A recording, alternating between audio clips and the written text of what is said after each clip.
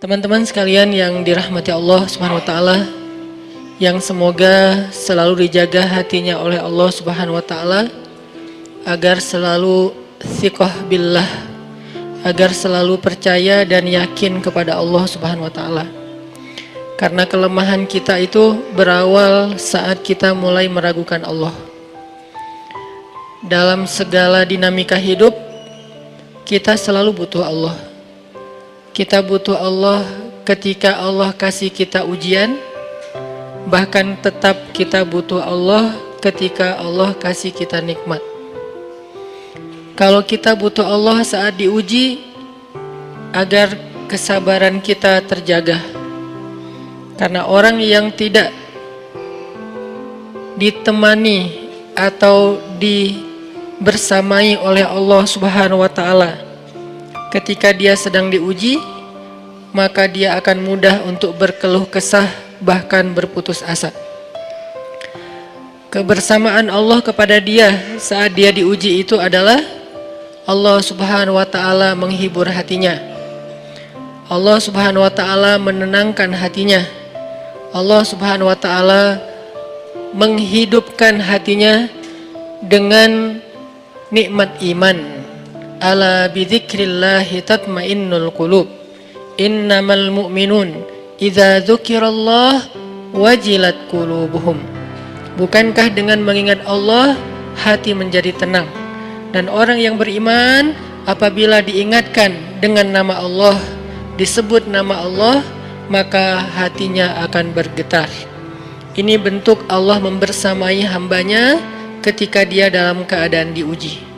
Allah menghiburnya dengan kalimat, alam yajidka yatiman fa'awa wa wajadaka dhallan fahada wa wajadaka ailan fa'aghna. Allah menghiburnya dengan kalimat, inna a'tainakal kautsar. Allah menghiburnya dengan kalimat, kalla saya'lamun summa kalla saya'lamun. Allah menghiburnya dengan kalimat, la tahzan innallaha ma'ana. Ini adalah ketika Allah membersamai seorang hamba saat dia dalam keadaan diuji. Allah membersamai hamba juga ketika dia dalam keadaan diberi nikmat. Karena tanpa itu, maka seseorang akan jatuh justru kepada dosa-dosa karena dia mendapatkan banyak kenikmatan hidup. Kalau Allah Subhanahu wa taala tidak menjaga dia saat dia diberi nikmat, maka nikmat itu justru menjadi jalan bagi dia untuk terjerumus kepada banyak dosa. Justru nikmat itulah yang menjadi penghalang bagi dia untuk mengingat Allah.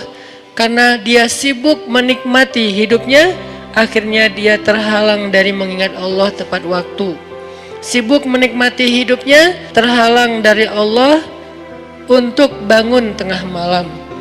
Karena dia tidurnya larut. Kenapa tidur larut? Karena terlalu banyak yang harus dia nikmati sebelum tidur. Dia bisa makan-makan, dia bisa jalan-jalan, dia bisa ngopi, dia bisa ketemu teman, dia bisa belanja.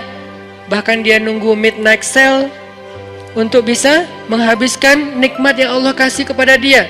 Sehingga akhirnya tidurnya terlalu larut, lalu dia tidak bisa bangun untuk menghadap Allah, curhat kepada Allah. Hal yang selama ini dia lakukan justru ketika dia diuji oleh Allah. Ketika diuji oleh Allah, mudah bagi dia bangkit tengah malam, curhat, sujud panjang, menangis dalam doa. Ketika Allah kasih nikmat, curhatnya hilang, malamnya lelap, sampai bahkan subuhnya juga kelewat. Ini kalau Allah nggak membersamai seorang hamba ketika dia diberi nikmat. Sehingga orang yang seperti ini, kalau dalam keadaan seperti ini terus-menerus dalam jangka waktu yang lama, nanti dia akan terjebak di dalam istidraj.